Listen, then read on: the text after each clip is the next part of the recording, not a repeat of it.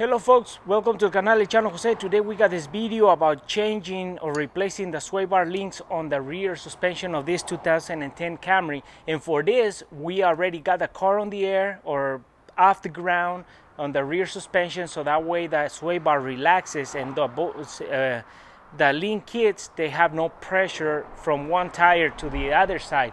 So that's why we recommend lifting up the car completely off the two wheels on the rear or the front wheels like we did in the previous video for the links on the front. So now we got the links, and for this we don't need much tools. All we need is a 14mm socket, 14mm wrench, and maybe a 5mm Allen wrench to hold the original studs from spinning so we can take that nut off. At this point, we got the bolts or the studs sprayed with the WD-40, so that way they're easier to take off. So with that said, we're gonna show you the process of how to replace the rear suspension link kits on this 2010.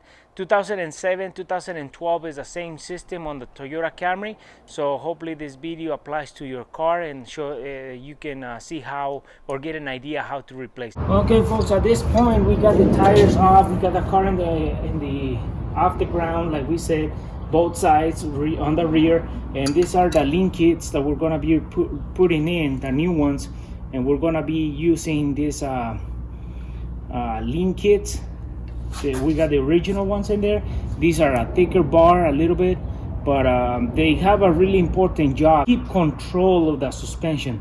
They give a control and traction to the tires, so one tire comes up, the other one sending pressure through the sway bar to this side, so both tires can always be on the ground and have more traction. That's the purpose of these links. So these links send pressure or traction to the strut, so both sides are always in the ground. So this is how they look.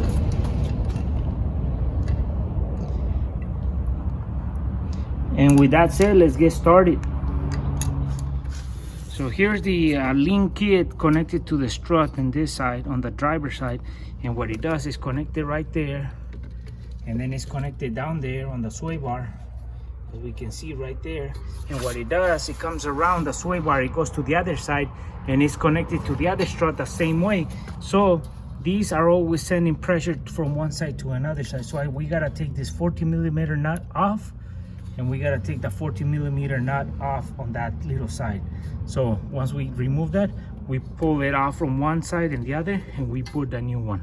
So what I do always before I start, I spray a little bit WD-40, and once we do that, we put our 14mm wrench, and this is a ratcheting one. And what I do, if it requires, we'll put a 5mm Allen wrench on the middle to keep the stud from spinning.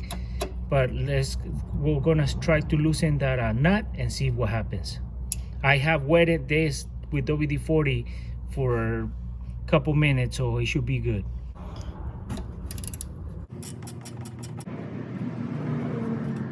And now what we do, we loosen the bottom one.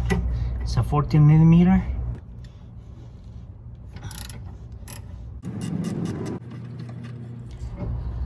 And now we just pull it off from the bottom. So now we just completely remove this. We completely remove this one, the nut, and we just pull it inwards, and it should come out because we got the bottom one off, and that's how it comes out.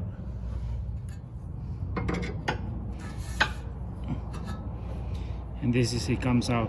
And remember, these don't have a side up or down. All it is that they got one pointing the opposite way from the other one, so one can be up or down, doesn't matter.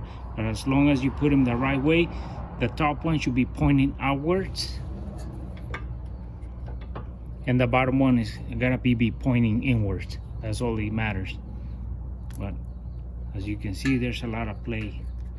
They're loose, so seen better days. So the old one and the new one. So this is what we're gonna be putting in.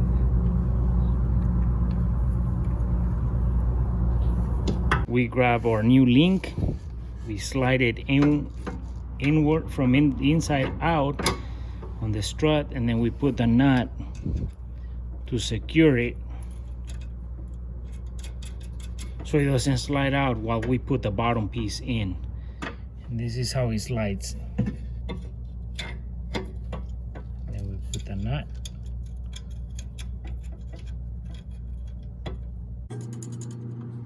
Now what we do, we slide from the outside in on the sway bar. I want to adjust it, slide it in, and then put the nut on.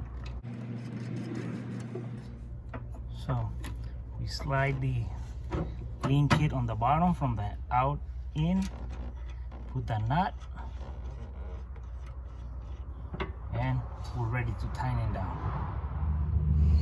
So this is how they set on the strut, and then it goes down to the sway bar. So they're still loose, so we gotta tighten them. Now we start tightening the top. We hold the stud with a 15mm, depends on the nut that has to hold it, and then we tighten it with a 14mm.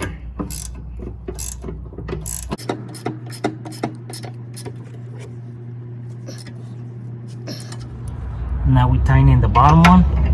We hold it with a 15mm, and we tighten it with a 14mm.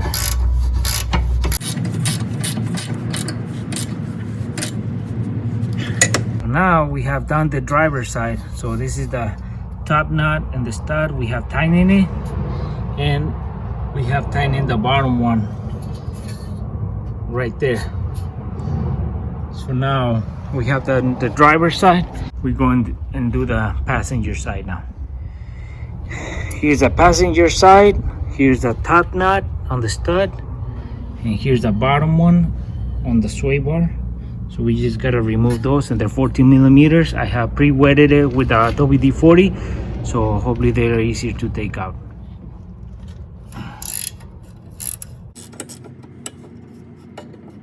So now we loosen the bottom nut on the bottom stud of the link kit.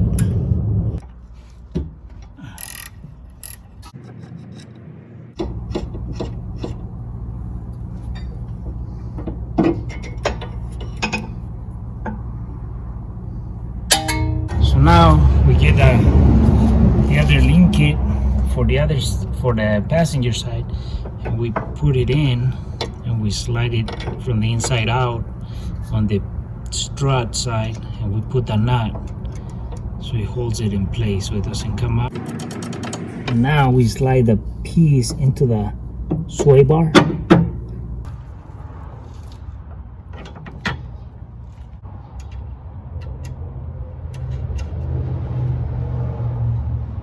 So at this point, we're gonna tighten the bottom nut, and doesn't matter which one you start with. You just gotta, once they're guided, you just gotta tighten them, and we'll continue with the other one.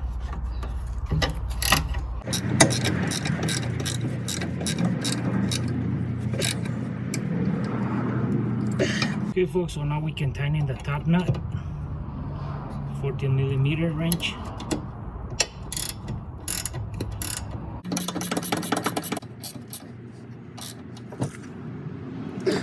So at this point, we have the top link connected and the bottom nut tightened.